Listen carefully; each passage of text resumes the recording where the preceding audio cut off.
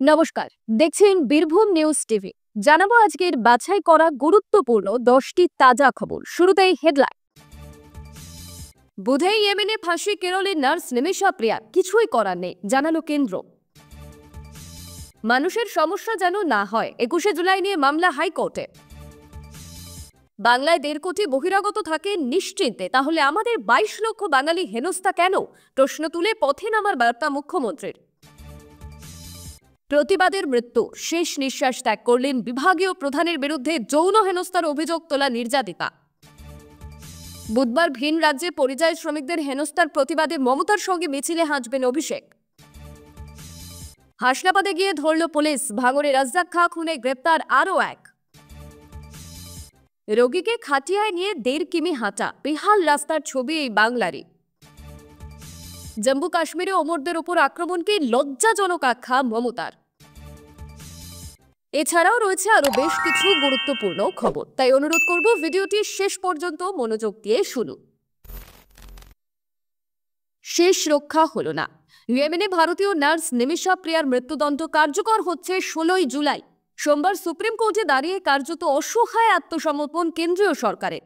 এদিন শীর্ষ আদালতে অ্যাটর্নি জেনারেল আর ভেঙ্কটরমানি জানিয়ে দেন, যতটা করা সম্ভব ছিল কেন্দ্র তা করেছে, আর কোনো উপায় নেই। কেরলের পালাক্কাড় জেলার বাসিন্দা, পেশায় নার্স নিমিষা প্রায় 1 দশক ধরে কাজ করতেন ইয়েমেনে। 2015 সালে ক্লিনিক খোলার উদ্দেশ্যে দেশটির নাগরিক তালাল মাহদির সঙ্গে গাঁটছড়া বাঁধেন ব্যবসায়িকভাবে। সেখান থেকে শুরু হয় দুঃস্বপ্ন।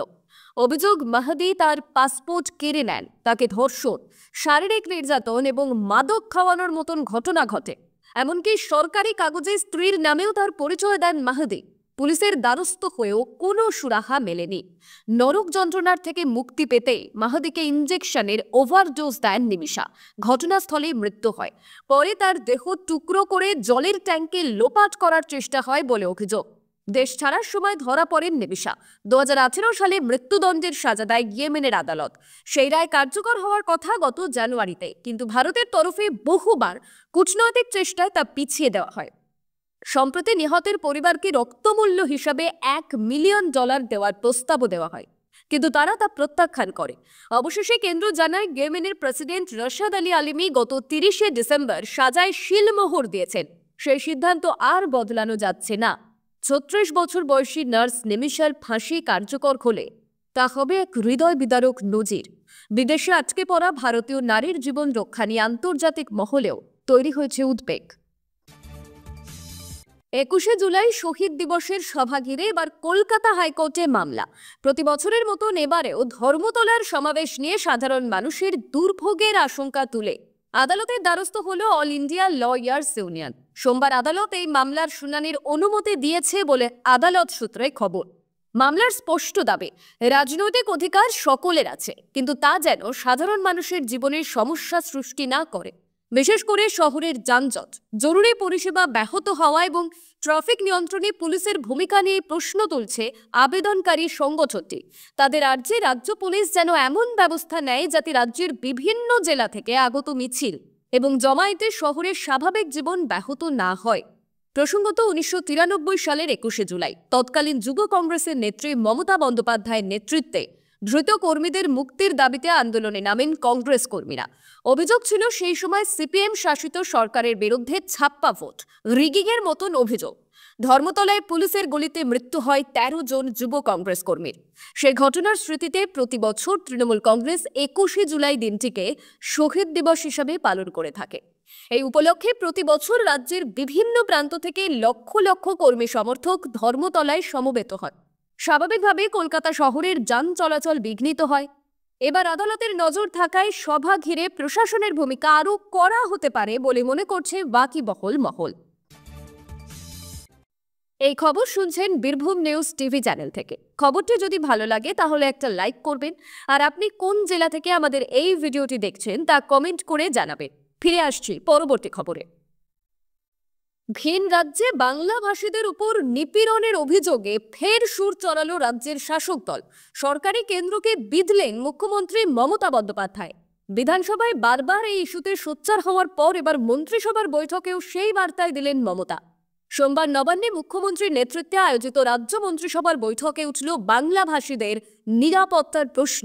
প্রশাসনিক সূত্রে খবর, বৈঠকে মমতা বলেন, বাংলায় 1.5 কোটিরও বেশি ভিন রাজ্যের মানুষ নিশ্চিন্তে বসবাস করেন, তাদের কখনো কোনো হেনস্থার শিকার হতে হয়নি। কিন্তু বাংলার প্রায় 22 লক্ষ মানুষ যারা ভিন রাজ্যে থাকেন, তাদের কেন এমন ঘটনার মুখে পড়তে হচ্ছে? তিনি আরো বলেন, শুধু বাংলায় কথা বললেই যদি কাউকে বাংলাদেশি বলা হয়, তাহলে এটা চলতে পারে না। এর বিরুদ্ধে আমাদের প্রতিবাদ করতে হবে। মন্ত্রীদের বলছি, সবাই নিজের এলাকায় প্রতিবাদের বার্তা ছড়িয়ে দিন। তৃণমূল শিবিরের অভিযোগ, দিল্লি সহ একাধিক রাজ্যে শুধুমাত্র বাংলা বলার অপরাধে বাঙালিদের হেনস্থা করা হচ্ছে। এমনকি সম্প্রতি দিল্লির বসন্তকুঞ্জ এলাকায় কিছু বাংলা ভাষীকে নথি না থাকার অভিযোগে আটক করা হয়েছে বলে অভিযোগ। এই প্রেক্ষিতে 16 জুলাই কলকাতার রাজপথে নামছে তৃণমূল কংগ্রেস। কলেজ স্কোয়ার থেকে ডোরিনা ক্রসিং পর্যন্ত মিছিলের নেতৃত্বে থাকবেন স্বয়ং মুখ্যমন্ত্রী। রাজনৈতিক মহলের ব্যাখ্যা, আসন্ন বিধানসভা ভোটের আগে বাঙালি পরিচয় এবং ভাষা নিয়ে আবেগকে আরও শান দিতেই এই কৌশল নিচ্ছে তৃণমূল। প্রতিবাদেরও মৃত্যু হলো। 3 দিন ধরে জীবন মরণের সঙ্গে লড়াই চালিয়ে শেষ পর্যন্ত হার মানলেন ওড়িশার নির্যাতিতা তরুণী।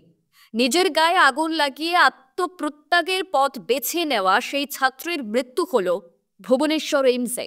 সোমবার রাত 11:45 নাগাদ শেষ নিঃশ্বাস ত্যাগ করেন তিনি। এদিনই তার সঙ্গে দেখা করেছিলেন দেশের রাষ্ট্রপতি দ্রৌপদী মুর্মু। রাষ্ট্রনেতার উপস্থিতিতেই দিনেই জীবনের আলো নিভে গেল তরুণীর। জানা গিয়েছে, জুলাই মাসের শুরুতেই নিজের বিভাগের এক অধ্যাপকের বিরুদ্ধে যৌন হেনস্থার অভিযোগ জানিয়েছিলেন ওই ছাত্রী। অভিযোগপত্র কলেজের অভ্যন্তরীণ অভিযোগ গ্রহণ কমিটির কাছে জমাও দেওয়া হয়েছিল। লিখিত অভিযোগে তিনি জানান, দীর্ঘদিন ধরেই মানসিক এবং শারীরিকভাবে হেনস্থার শিকার হচ্ছেন তিনি, কিন্তু কোনো ব্যবস্থা নেয়নি কলেজ কর্তৃপক্ষ। বরং বিভাগীয় প্রধানের পদমর্যাদা এবং প্রভাবের কারণেই বিষয়টি চাপা পড়ে যায়। এরই প্রতিবাদে গত শনিবার ক্যাম্পাসে সহপাঠীদের নিয়ে অবস্থান বিক্ষোভে বসেন নির্যাতিতা। বিক্ষোভের ঠিক পরেই অধ্যাপকের সঙ্গে দেখা করেন তিনি। অভিযোগ, অধ্যক্ষ নির্লিপ্ত ছিলেন। এরপরেই অধ্যক্ষের ঘর থেকে বেরিয়ে এসে সকলের চোখের সামনে আগুন ধরিয়ে দেন ওই তরুণী। তাকে বাঁচাতে গিয়ে দগ্ধ হন এক সহপাঠীও।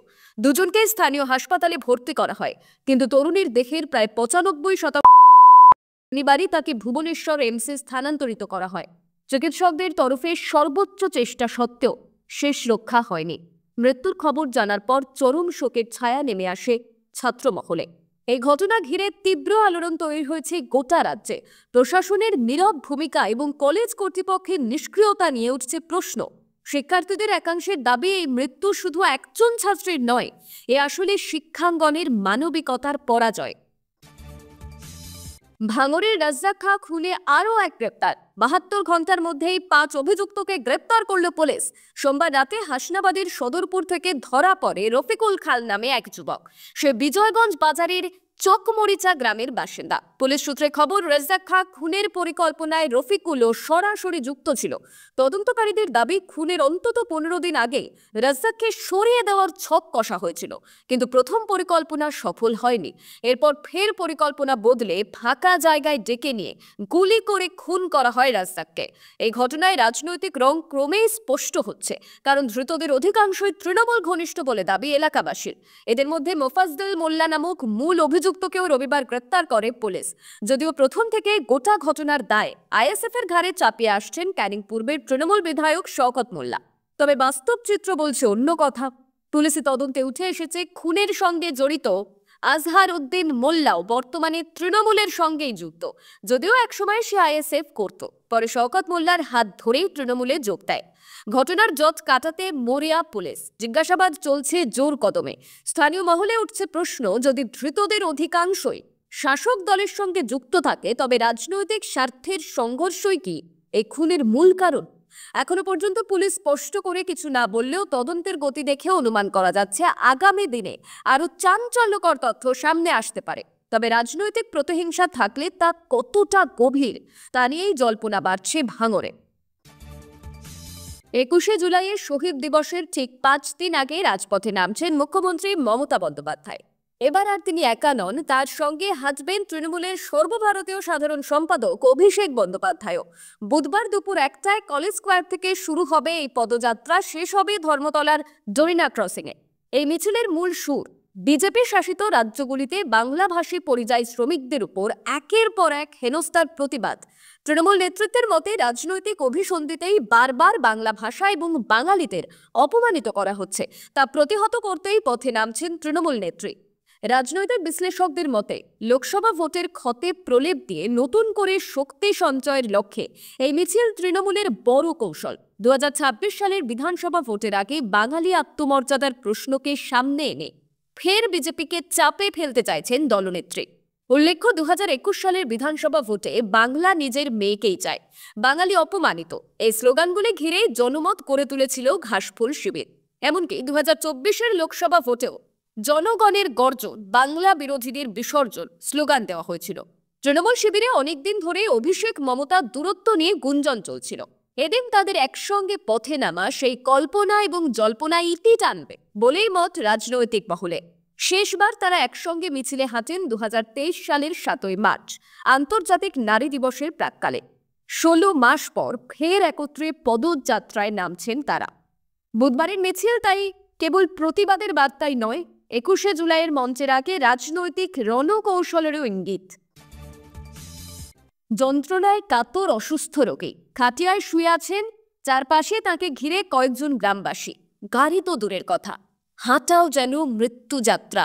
পশ্চিম মেদিনীপুর জেলার চন্দ্রকোনা 2 নম্বর ব্লকের যদুপুর গ্রামের এই ছবি যেন চোখে আঙুল দিয়ে দেখিয়ে দিল এখনো কত পিছিয়ে রয়েছে বহু গ্রামীণ এলাকা। কয়েকদিন আগে কোমর ভেঙেছিলেন যমুনা বেরা নামে এক মহিলা, ভর্তি ছিলেন হাসপাতালে। তবে বাড়ি ফেরার সময় ফের এক বিপদ, কারণ গ্রামের প্রধান রাস্তাটি নেই কার্যত। তাই 1.5 কিলোমিটার পথ খাটিয়ায় করে নিয়ে যেতে হলো রোগীকে। স্থানীয় সূত্রে জানা গিয়েছে, দীর্ঘদিন ধরেই যদুপুর গ্রামের এই রাস্তাটি বেহাল। একাধিকবার আবেদন প্রতিবাদ সত্ত্বেও কোনো কাজ হয়নি। তার উপর সাম্প্রতিক বন্যায় শিলাবতী নদীর পার ভেঙে রাস্তা সম্পূর্ণ অচল হয়ে গিয়েছে। কাদামাটির গলিপথই এখন একমাত্র ভরসা। স্থানীয়দের অভিযোগ, প্রশাসনকে বারবার জানিয়েও কোনো লাভ হয়নি। এমনকি কোনো জনপ্রতিনিধি একবারও এসে খোঁজ পর্যন্ত নেননি। এ বিষয়ে তৃণমূল বিধায়ক অরূপ ধারা জানিয়েছেন, হরপা বানে রাস্তা ভেঙে গিয়েছে, প্রশাসন সব খতিয়ে দেখছে, দ্রুত মেরামতির কাজ শুরু হবে। যদিও কবে সেই কাজ শুরু হবে তা স্পষ্ট করেননি তিনি।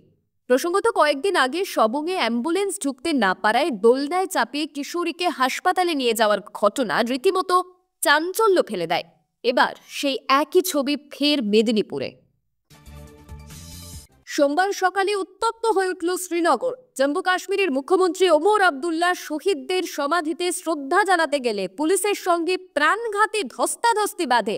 শেষ পর্যন্ত তাকে গিয়ে শ্রদ্ধা জানাতে হয়েছে। তবে অনবরত বাধার ঘটনাটি কেন্দ্রের বিরুদ্ধে তীব্র নিন্দা সৃষ্টি করছে। ওমর আবদুল্লাহ জানিয়েছেন, ওরা আমাদের গাড়ি থামিয়ে পাশে একটি বাংকার বসিয়েছে, মারধর করতে চেয়েছে। তিনি প্রশ্ন রাখেন, কোন আইনের অধীনে এমন বাধা? দাবি করেন, সশরীরে বাধা দেওয়া হয়েছে নির্দিষ্ট নিষেধাজ্ঞা শেষ হওয়ার পরেও। তিনি বলেন, ওরা আমাদের পতাকা ছিঁড়ে ফেলার চেষ্টা করেছে, কিন্তু আমরা হাল ছাড়িনি। 13ই জুলাই কাশ্মীরি শহীদরা জালিয়ানওয়ালাবাগের মতন বর্বরভাবে হত্যা করা হয়েছিল। প্রেক্ষাপটে বাংলার মুখ্যমন্ত্রী মমতা বন্দ্যোপাধ্যায় এক স্যান্ডেলে সরব হয়েছেন।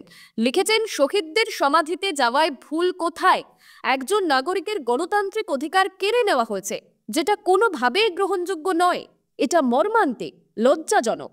মমতা ওমরের সম্প্রতি নবান্নে সৌহার্দ্যপূর্ণ বৈঠক এবং কাশ্মীর ভ্রমণের আহ্বান দেয় উভয় নেতা।